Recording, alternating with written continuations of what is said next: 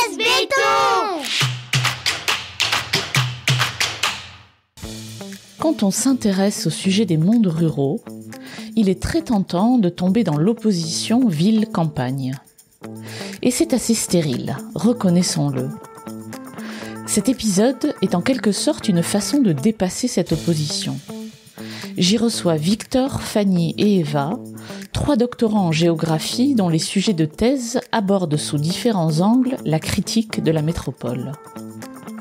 Peut-on critiquer la métropole depuis la métropole ? Est-il possible de vivre en ville tout en soutenant un engagement écologique ? Comment se projeter dans une vie rurale quand on réside dans une très grande ville ? Voilà quelques-unes des questions que nous avons abordées en toute liberté dans cet épisode. Je suis Amélie Dague, bienvenue dans Laisse béton et bonne écoute.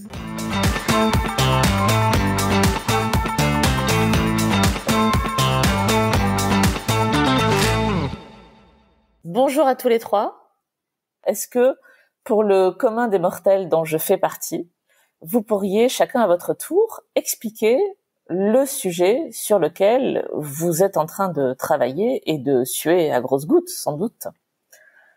On commence par Victor, peut-être. Pour une fois, on commence par les garçons. Allez, tiens. Eh ben, c'est parti.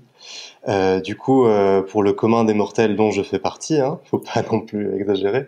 Moi, je travaille sur, on travaille tous collectivement sur certaines choses, mais disons que l'angle que j'ai décidé de prendre, moi, c'est de parler d'un phénomène, d'un processus qui serait celui de l'alter-ruralité.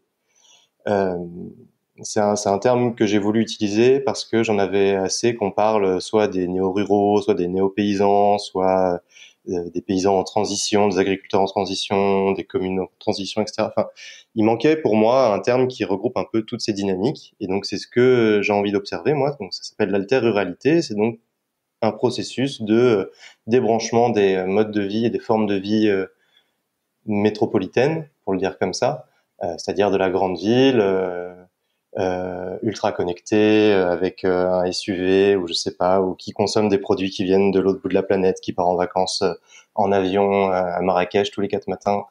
Voilà, un peu ce rythme de vie-là. Il y a des gens qui ne veulent plus ce mode de vie-là et qui donc décident de vivre autrement. Super, merci pour ça.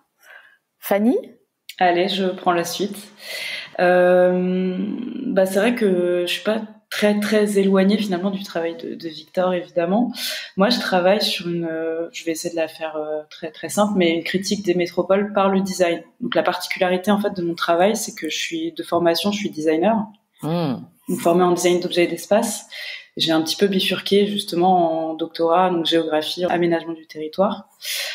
Et donc l'idée par mon travail de thèse, c'est de pouvoir interroger finalement, pareil que Victor, les pratiques, les comportements et les manières d'habiter en métropole et aussi en dehors des métropoles. C'est un peu donc différentes typologies de territoires qui vont pouvoir me permettre de travailler finalement sur des comportements qui seraient plutôt métropolisés, c'est comme ça que je les qualifie. Et du coup, mes terrains de thèse sont très auto-centrés sur des expériences individuelles que je vis. D'accord. Et donc qui ont plutôt une portée démonstrative et voire d'exemplarité. C'est un travail, c'est quasi artistique en fait. Enfin, c'est intéressant comme mélange. Ça peut être. Enfin, je ne sais pas si c'est courant de mélanger des disciplines aussi qui paraissent aussi éloignées, en tout cas pour moi. Ça se décloisonne de plus en plus, on va dire. Il y a de plus en plus de personnes qui ont ce genre de profil, voilà, entre design. Enfin, déjà, la recherche en design commence aujourd'hui à prendre un peu plus d'ampleur. Et le design est une discipline qui a besoin justement d'être un peu décloisonnée, de sortir un peu de son héritage industriel lié, essentiellement à la société de consommation. Même l'urbanisme est quand même étroitement lié au design. Ouais. Donc c'est vraiment intéressant de pouvoir faire des ponts et de pouvoir aussi montrer que le design, ça peut être autre chose. Ça peut être un design critique, un design radical, ça peut être un design d'engagement. Et donc voilà, c'est un peu l'enjeu de ce travail de thèse. D'accord, ok. Ouais. Eva. Oui. Quel est ton sujet à toi ? Moi, mon sujet, c'est sur les écolieux. Donc une partie de l'alter-ruralité définie par Victor. Et oui, donc les écolieux, peut-être pour définir un petit peu, en fait, c'est des collectifs d'habitants et d'habitantes qui choisissent de vivre en communauté et notamment dans les espaces ruraux, enfin en tout cas moi ceux que j'étudie, et pour avoir une empreinte écologique, on va dire, limitée, et donc travailler sur des formes d'habiter plus écologiques, travailler aussi sur des formes de prise de décision, on va dire, plus démocratiques, afin d'être en autonomie, donc c'est-à-dire d'avoir une emprise et une reprise en main de leurs conditions de vie. Et donc moi je travaille beaucoup sur le concept d'autonomie, m'intéresse beaucoup, aussi bien dans sa partie plus matérielle que dans sa partie plus politique. Enfin, et les deux sont très liés de toute façon. Et ce qui m'intéresse aussi, c'est le lien entre les écolieux et les institutions de manière générale, donc que ce soit l'État, que ce soit les collectivités locales, et donc comment ces institutions interagissent avec les écolieux, jusqu'où peut aller l'autonomie des écolieux, est-ce qu'il y a une volonté de sécession avec les institutions, ou est-ce qu'au contraire on est plus dans une volonté de coopération et de construire un territoire plus écologique peut-être. Donc voilà un peu mon sujet. C'est pas un scoop de dire que c'est impossible aujourd'hui de vivre en métropole et de soutenir finalement des engagements écologiques. Et c'est pas non plus un scoop de dire que, pour reprendre les termes de Victor, débrancher de la métropole, c'est aussi débrancher de nos comportements qui pourraient être qualifiés comme métropolitains. Donc c'est aussi adopter d'autres manières de vivre, d'autres manières d'habiter dans d'autres territoires. Comment finalement on s'ancre dans un territoire et comment on agit pour ce territoire, enfin, en tout cas pour ce lieu de vie. Fanny, tu dis c'est pas un scoop qu'en gros vivre en métropole c'est impossible d'avoir des comportements plus écologiques en métropole, etc. Mais en fait si, c'est un peu un scoop parce que finalement c'est un discours qui est très peu tenu aujourd'hui, et il y a encore beaucoup dans les pratiques d'aménagement ou chez nos dirigeants, chez même beaucoup de personnes, en fait, de beaucoup de citadins, citadines, il y a encore cette idée que la ville, c'est la solution écologique. Et je trouve que justement, c'est d'où l'importance, en fait, de ton travail, c'est de montrer aussi que, non, en fait, c'est... Et donc voilà, je trouve que au contraire, c'est un scoop, en fait. Eva, toi, depuis que tu as commencé ton travail de thèse, est-ce que tu as découvert des choses que tu ne soupçonnais pas au démarrage? Est-ce que tu lèves des couvercles là? Je trouve que le terrain, j'ai fait un terrain exploratoire vraiment très modeste de 2 semaines dans des écolieux en Ariège, et déjà je trouve que ça a apporté des choses, et ça m'a ouvert des perspectives auxquelles j'aurais pas forcément pensé. Donc oui, c'est sûr qu'il y a des questionnements qui sont apparus pendant les terrains. Et comme lesquels, par exemple, tu peux en donner un? Des questionnements autour de qu'est-ce qui fait confrontation, parce que donc moi je travaille dans le rapport avec les institutions, et donc qu'est-ce qui est objet de confrontation entre les écolieux et ces institutions, par exemple. Donc voilà, il y a des points qui sont apparus, comme par exemple l'habitat léger, et ça le fait alors que ça semble un peu essentiel aujourd'hui de se dire nos maisons individuelles très bétonnées, ou même nos grands immeubles, c'est pas du tout viable en fait pour écologiquement aujourd'hui, et donc la yourte ou le dôme, qui sont des constructions beaucoup plus modestes et qui ont un impact vraiment minime sur notre environnement, quoi. En fait sont pas du tout dans les cadres juridiques, c'est un petit peu flou, et c'est même c'est toléré par les municipalités si elles ont des bons rapports avec les lieux, mais généralement c'est aussi des moments de tension, et donc il y a pas mal d'écolieux, enfin en tout cas ceux que j'ai pu voir, qui sont un peu menacés par dans leurs installations, parce que si jamais ça plaît pas au maire, en fait il dégage, quoi. Donc donc ça c'était un point qui était assez important. Et j'avais un autre point aussi sur l'éducation, sur le fait que souvent les écolieux, les membres des écolieux, c'est des personnes qui souhaitent éduquer différemment leurs enfants, donc notamment de l'école à domicile, enfin en famille. Et aujourd'hui, avec la loi sur le séparatisme, c'est de plus en plus compliqué en fait pour mener à bien cette éducation-là. Et donc c'est aussi un point de confrontation avec des gens qui se demandent est-ce que ils vont rester dans la loi et rester dans oui, ok, on joue le jeu de se déclarer à l'État et à voir si l'État nous autorise ou non à éduquer nos enfants de la manière dont on le souhaite, ou est-ce que au contraire on se met en désobéissance civile. Donc voilà, il y a c'est des points aussi qui ont émergé pour moi, que peut-être j'aurais pas du tout vu dans mes lectures ou dans voilà. Il y a la question aussi de ce que font les écolieux de la spiritualité et du développement personnel. Enfin voilà, il y a plein de choses encore qui me sont apparues avec le terrain.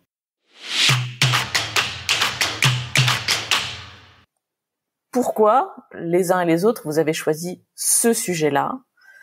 Et en gros, quelque part, ma question c'est quelles sont vos convictions ou vos intuitions intimes, voire vos engagements personnels qui vous ont poussé, qui vous poussent à creuser les thèmes que vous avez choisis. S'il faut parler personnellement, moi, il y a une vraie réflexion sur ce que peut être l'autonomie, ce que peut être la vie en communauté ou du moins la vie dans des groupes humains qui essaient de travailler sur leur autonomie, donc qui forcément se défont un peu de certaines dépendances plus larges. Et je pense que voilà, enfin il y a d'autres questions comme ça qui peuvent venir. Après il y a aussi quelque chose moi qui m'intéresse particulièrement, c'est la participation, c'est la co-création, c'est les dynamiques de groupe dans ce sens-là, quoi, d'essayer de laisser la place à l'expression. Il y a aussi tous les ressorts qui sont du domaine artistique aussi, de la collection d'objets, d'enregistrements, l'expression de chacun. Enfin, ça passe par différents centres d'intérêt en fait, qui se retrouvent ici groupés autour d'une interrogation qui est écologiquement, comment est-ce qu'on fait pour vivre dans le monde qui arrive, quoi. Voilà. Ok. Moi, je trouve que c'est assez intéressant de voir comment la vie fait sens au bout d'un moment et qu'il y a plein de petites choses sur mon chemin qui finalement mènent à ce sujet-là. Et c'est des choses qui sont un peu des histoires familiales de mon grand-père qui faisait son potager jusqu'à moi qui au début était quand même assez jeune, intéressée par les questions d'écologie et puis qui allait voir Pierre Rabhi en conférence et où, voilà, je voyais j'entendais tous les constats qu'il faisait et finalement les écolieux pour moi ça apparaît un peu comme peut-être une solution. Alors je dis pas que c'est la solution qu'il faudrait appliquer massivement et uniformément sur tous les territoires parce que au contraire ça perdrait de son sens. Mais en tout cas pour moi ça m'ouvre beaucoup de perspectives et ouais, enfin je veux dire que au début moi quand je suis arrivée à Lyon, quand j'ai commencé à faire mon master et que j'ai commencé à avoir les cours de Guillaume Faburel, j'étais quand même très citadine et j'avais une mentalité très citadine. Pour moi, il y avait une idée de la réussite sociale, il y avait une idée d'un chemin vers lequel il fallait aller, il fallait avoir un bon boulot, il fallait être reconnu pour ce boulot, il fallait avoir de l'argent et donc voilà, il y avait des cases à cocher. Vivre dans la ville fait partie aussi de tout ça. Et je trouve que la thèse, au fond, c'est presque un peu comme une thérapie qui te fait aller voir d'autres lieux et qui te fait dire, en fait, non, il y a tout ça à déconstruire. Et pour moi, les écolieux, c'est vraiment cette idée de la déconstruction parce que c'est des gens généralement, c'est plutôt des gens qui sont assez, voilà, qui sont diplômés, qui ont des CSP+, quoi, enfin, un capital culturel, social, parfois financier assez élevé. Et qui disent non en fait moi cette vie-là j'en veux plus, ça m'intéresse pas de vivre dans les villes hyper connectées dont parlaient Victor et Fanny. Et en fait je bifurque, je sors de là et je fais ma vie autrement avec toute la part d'insécurité, de doute et aussi enfin ça paraît un peu fou de se dire je vais aller confronter mon quotidien à celui d'autres personnes que je connais pas forcément et on va voir si ça fonctionne ou pas. Je vais aller vivre en yourte alors que j'ai été habituée au confort de la métropole. Enfin voilà, il y a plein de questionnements et pourtant ces gens ils font ça et des fois ça fonctionne, des fois ça fonctionne pas, mais sûr. Bon voilà, moi je trouve que c'était ça qui était assez fascinant et qui me fait dire que peut-être aussi un jour j'aimerais bien aller vers ça aussi, mais donc c'est un processus de déconstruction, je trouve, et voilà un petit peu ce qui m'a motivée. Super. Ma thèse. Fanny. Ouais. Moi j'ai l'impression que c'est un peu mon parcours de vie et de rencontre évidemment avec des personnes, notamment des enseignantes qui m'ont. Enfin, franchement, je veux bien parler de mon parcours, mais j'ai l'impression que c'est basique, mais c'est pas grave, mais voilà, c'est des rencontres lors de mon enseignement en école de design avec des personnes qui m'ont ouvert les yeux à un moment où ma conscience s'est un peu réveillée en me disant mais il y a un problème, ça tourne pas rond, ça marche pas. À ce moment-là, on travaillait sur un projet en design sur l'alimentation. Donc, on était déjà en 4e année, donc équivalent master, première année de master. Donc, on devait commencer à faire des recherches, etc. Et en cherchant, en fait, je me suis rendu compte que ça n'avait pas de sens, quoi. Vraiment. Donc, c'était un moment où je me suis dit, mais j'arrête tout, j'arrête mes études. Vraiment, un gros débranchement mental, comme une sorte de crise d'adolescence à l'entrée de l'adulte. Enfin, c'était très bizarre. Et c'est à ce moment-là que j'ai commencé à m'intéresser aux enjeux liés au territoire, à la métropolisation, donc de manière très timide parce que voilà, comme je disais, en design c'était pas forcément évident.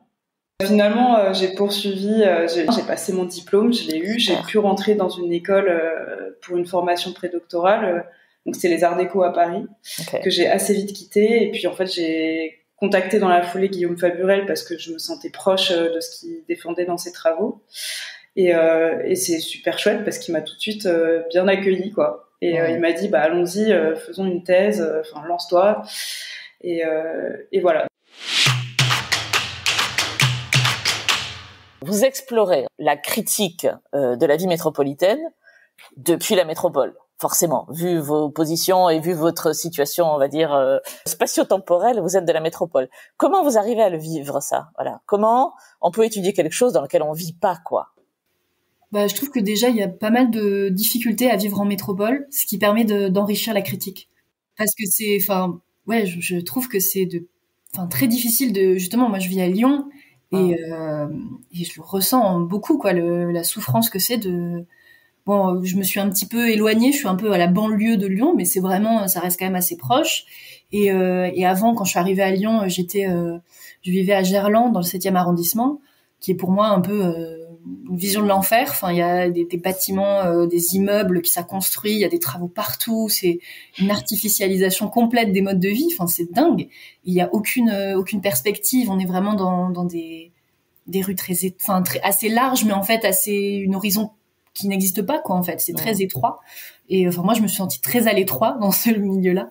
Et donc, ouais, il y a ça reste une souffrance, et je trouve que ça peut permettre justement d'alimenter un petit peu cette critique et de réfléchir vraiment en le vivant de l'intérieur. Après, c'est évident qu'à un moment, il va falloir partir pour pouvoir aussi explorer autre chose et justement pouvoir incarner vraiment ce que c'est que de vivre hors de la métropole. Et ça, je pense que c'est obligatoire, quoi. Okay. Ouais. Fanny, tu veux réagir? Alors moi, comme Eva, c'est vrai que je suis nourrie en habitant à Paris par une critique radicale. Et en même temps, pour le moment, et ça je le dis aussi, je suis pleine de paradoxes, c'est aussi mon lieu de vie, c'est là où j'ai mes amis, c'est là où je me sens chez moi. Et c'est ça qui est aussi terrible, c'est de devoir finalement vivre avec ces paradoxes tout en menant un travail de thèse sur une critique radicale des métropoles. Enfin, des fois j'ai l'impression que je suis complètement folle. Surtout que je suis quand même attirée par d'autres territoires, et notamment celui de la montagne. J'ai un attachement très fort à la montagne, et notamment aux Pyrénées. Mais voilà, comme Eva, je pense qu'un jour, il va falloir que j'arrive aussi à débrancher et à me mettre en face de mes propres contradictions, et de me dire, voilà, maintenant c'est terminé, j'ai fait ce travail-là, il faut que je m'aligne aussi, que j'aligne ma vie par rapport à mes convictions pour vivre un peu, pour donner du sens finalement à ma vie, quoi. Victor, tu veux réagir, toi, sur cette question-là? Oui, en fait, il y aurait beaucoup à dire. Et je pense qu'il y a aussi quelque chose, et moi je pense que ça a été ma porte d'entrée sur ces questions-là, c'est que on a la possibilité, même dans les plus grandes métropoles, d'arriver à se relier à des modes de vie, à des formes de vie qui sont rurales. Quand j'étais étudiant à Lyon, je gagnais un peu d'argent en bossant sur les marchés avec des producteurs, des maraîchers, des fruitiers qui viennent de l'aire d'attraction de Lyon, mais qui sont quand même dans des formes de vie rurales et dans des espaces qui sont plutôt ruraux, même si on parle plutôt de périurbain dans ce cas-là. Mais bon. Et disons que à travers certains choix de consommation, de choix de où est-ce qu'on passe du temps, avec qui on se lie d'amitié, il y a toujours possibilité de dégager des portes de sortie. Donc ce podcast s'adresse à des citadins qui ont le projet même très très flou de quitter la grande ville un jour et d'aller s'installer dans une zone rurale, quelle qu'elle soit. Même si c'est un chemin que vous n'avez pas encore suivi, on a bien compris, vous êtes très jeune et vous avez pour l'instant d'autres choses à faire, j'ai bien compris aussi. Mais avec ce que vous voyez, ce que vous étudiez et les gens que vous rencontrez, qu'est-ce que vous auriez envie de leur dire à ces gens-là, aux auditeurs de ce podcast? C'est en lien avec les explorations que je fais dans ma thèse et notamment des endroits où on est allé collectivement avec Eva, notamment des espaces où il y a un peu cet entre-soi justement et où les personnes se bercent un peu dans l'illusion que elles sont en train de gagner une bataille des imaginaires ou un combat idéologique, qu'en gros c'est voilà, c'est les projets écologiques qui ont envie de faire des modes de vie durables qui sont en train de gagner. Et je pense que c'est important à répéter, mais non, l'écologie est pas en train de gagner, hein, pas du tout. C'est même très inquiétant sur les thématiques dont on traite dans nos thèses, mais qu'on traite aussi aux EGPU, donc aux états généraux pour une société écologique post-urbaine. On a ce problème-là qui est que on est souvent assimilé à des passéistes, à des gens qui sont contre le progrès, contre ce genre de choses. Et en fait, ça prive notamment toute une partie d'un bord politique qui est un bord plutôt de gauche, hein, on va pas se le cacher, de réfléchir au terroir, à la vie en autonomie, à la vie à la campagne. Et en fait, c'est un terrain politique qu'on est en train de laisser à l'extrême droite. Mmh.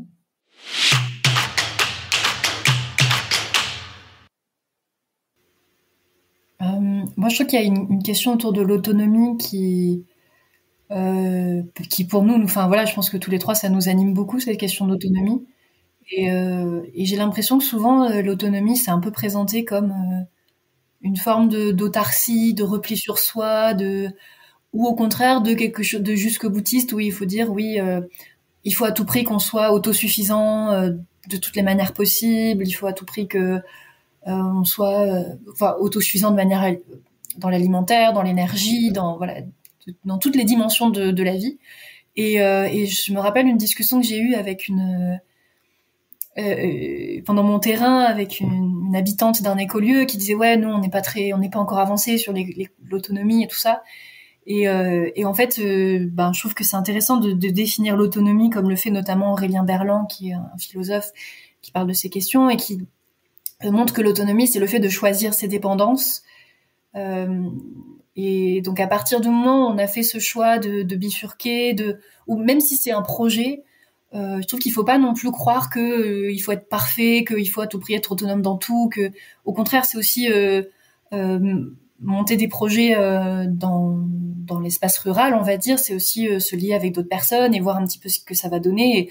Et voilà, il y a aucun écolieu qui peut se dire oui, nous on est autosuffisant de toutes les façons possibles, mais ils restent quand même autonomes parce qu'ils font ce choix de choisir leur dépendance. Je sais pas comment le dire autrement. Super. Et aussi de choisir leurs propres règles.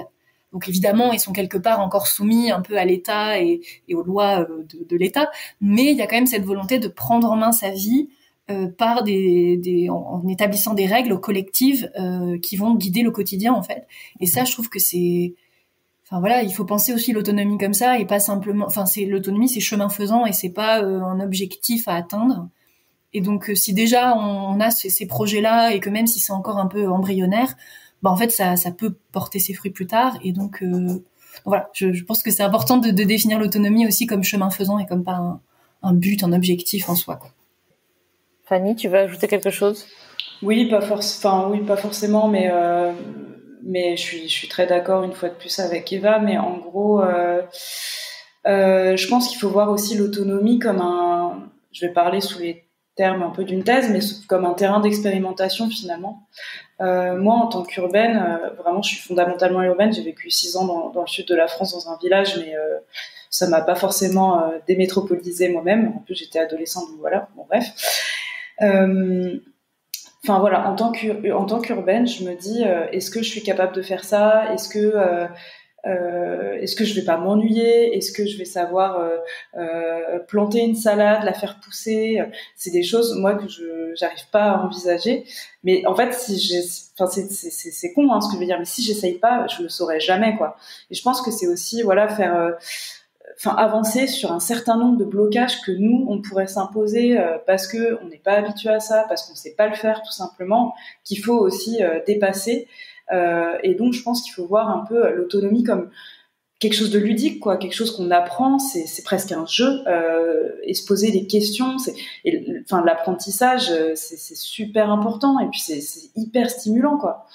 Donc je pense que c'est peut-être je le dis en termes de conseils que je dois m'appliquer avant tout à moi-même, je suis pas du tout un exemple, mais comment décomplexifier ce rapport à l'autonomie, à l'expérimentation, au fait de faire par soi-même des choses qu'on n'a pas l'habitude de faire. Il y a tout un tas de documentation de gens qui sont déjà engagés là-dedans et qui peuvent en fait nous aider à avancer aussi sur cette quête un peu d'autonomie partielle, voire totale si on est un peu utopiste. Moi, j'y crois un petit peu quand même. En tant que designer, à vouloir faire des projets un peu... Mais oui, je pense que ça vaut le coup d'essayer, quoi. Okay. Et puis, ça permet de stimuler les imaginaires et puis d'aller un peu plus loin. Bon, voilà, il y a tout un tas de choses qu'on pourrait dire là-dessus, mais moi, je suis plutôt positive à cet égard. Super. Merci beaucoup à tous les trois. C'était Laisse Béton, le podcast qui aide les citadins à réaliser leurs rêves de vie au vert. Si vous voulez réagir à cet épisode, témoignez vous-même au micro de Laisse Béton ou me suggérer des invités, écrivez-moi à amélie@laisse-béton.fr. Laisse Béton est également présent sur Instagram, Facebook, Twitter et LinkedIn. Si vous aimez ce podcast, abonnez-vous sur Apple Podcast, Google Podcast, Spotify ou Deezer. Décorez-le d'étoiles sur votre appli de podcast préféré et parlez-en autour de vous, c'est encore le meilleur moyen de le faire connaître. À très bientôt.